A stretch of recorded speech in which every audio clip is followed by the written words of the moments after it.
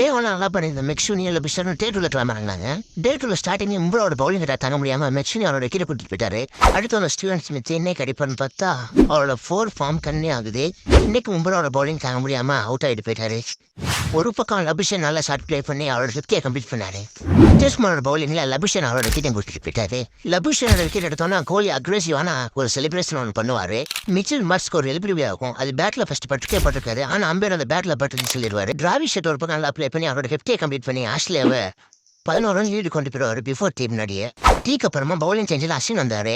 Inside படாமலே ampere out கொடுத்துருவாரு. மிஷில் மாசம் அது அவுட்டுக்கு ரிலீஃப்காக போயிடுவாரு. என்னதான் ஒரு பக்கம் விக்கெட் போயிட்டு இருந்தாலும் ஒரு டிராவிஷ் ஷெட் மட்டும் ஒரு பக்கம் தனியாக நாடிட்டு இருந்தாரு. 76 ரன்ல ஒரு கேட்ச் கொடுத்து சிராஜ் அதை மிஸ் பண்ணார். அடுத்த ஒரு ரிஷப் பண்ணி ஒரு கேட்ச் மிஸ் பண்ணிட்டாரு. அதுக்கப்புறம் நல்லா ப்ளே பண்ணி டிராவிஷ் ஷெட் அவரோட 100 கம்ப்ளீட் பண்ணிட்டு அவரோட குழந்தைய தாராட்டுற மாதிரி செலிப்ரேட் பண்ணாரு. அலெக்ஸ் கேரி வந்து கொஞ்ச நேரத்திலே சிராஜோட பவுலிங்ல அவுட் ஆயிட்டு வில்லியன் துணை போயிட்டாரு. ஹெட்டு ஒரு பக்கம் அதிரி ரெடி. சிராஜோட பவுலிங் 6 அடிக்கியா சிராஜ் அதை வந்து பார்த்தா அடுத்த பாலே சிராஜ் ஹெட்டு போல்ட்டு புழுகிற மாதிரி ஒரு பாலை போட்டுருவாரு. போடான்னு சொல்லி கையை காட்டி சிராஜ் வழியை நிற்க வைப்பாரு. அடுத்து அந்த கவர்மெண்ட் ஸ்டார்க்கும் பவுண்டர்ஸ்ல ரன் ஸ்கோர் பண்ணிட்டு இருப்பாங்க. முன்புறாவும் சிராஜ் ஆளுக்கு 4 விக்கெட் எடுத்து ஆஸ்திரேலியா 338 ரனுக்கு ஆல் அவுட் ஆக்கிடுவாங்க.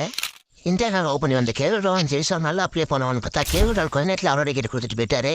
நல்லா இருந்த ஜெய்சோனும் அவரோட விக்கெட் கொடுத்துட்டு போயிட்டாரு. அடுத்து வந்து சுப்மன் கில், ரோஹித் சர்மா, விராட் கோலினே லயனா கிட்ட கொடுத்துட்டு போயிட்டே இருந்தாங்க. டேயோட எண்டில் நிதிஷ்குமார் போட்டு கொஞ்சம் ஷார்ட் ப்ளே பண்ணி இன்னிங்ஸை ஸ்லோ பண்ணிட்டு 128க்கு 5ங்கிற நிலைமையில அந்த டேயை முடிச்சிட்டாங்க.